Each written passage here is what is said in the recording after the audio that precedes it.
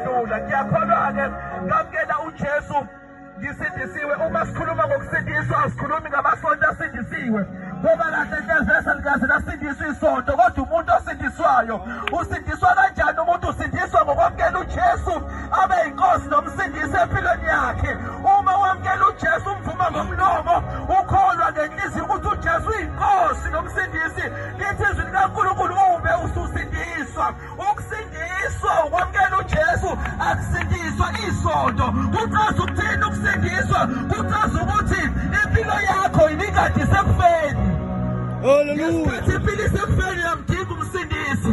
Kepha nje uma ngenza isibonelo kuthiwa ngisolwandle ngiyaphukuda, haleluya, uma sengiyamuka, ngesikhathi ngimuka kuqhamuka ama-life saver azongihleka, ngizowabonga ukuthi ngiyakubonga life saver ngoba ungisindisile.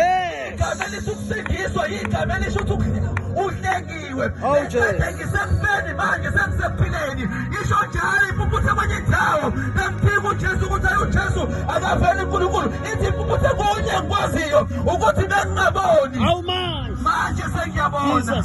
Noma ngathi uJesu mhlawumbe ungumlungu, akunandaba nalokho ukuthi impilo yami ikade isekufeni, kodwa manje sengisekuphileni.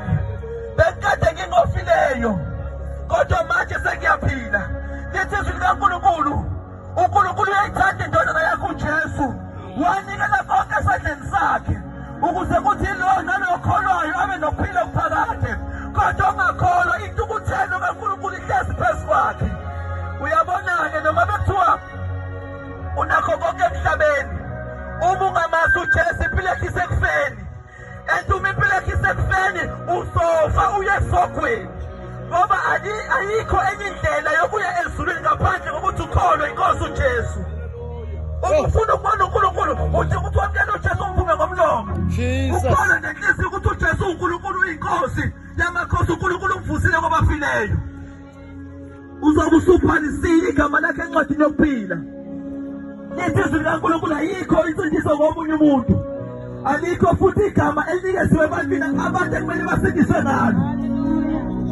Igama likaJesu kuphela. Yes Lord. Ilona kuphela elinikezwe igunya ngegama likaJesu. Namhlanje amasayithi likhona ikhambi. Oh Jesus. Lokukhulula imasayithi yonke. Likhona ikhambi. Jesus. Esokwazi ukulapha lelizo silona. Mhlawumbe ususamile mzali ngoswazi wayishaya ingane iphuma ngamafasteni. Engosayishaya manje nikeza uJesu. Awunika igama. Sokwazi ukulungisa isipilo somuntu. My God. Ngoba noma ungashaya ngane izophuma ngamafasteni apheze. Ngoba ibanjwa zinkanuko, uJesu kuphela ukwazi ukuthela iy'nkanuko zonke. Jesus. Nikeza uJesu. Nathi namhlanje ngiyazi ukuthi uyafisa ukubuyeka utshwala, ngeke vese uzuyeka amandla akho. Naku uJesu okwazi uqeda ingane. My. Hallelujah. Ngaphandle kokuthi ngoshe isikhathi asiyena ezwini likaNkulunkulu. Jesus. Incwadi kaTimoteyu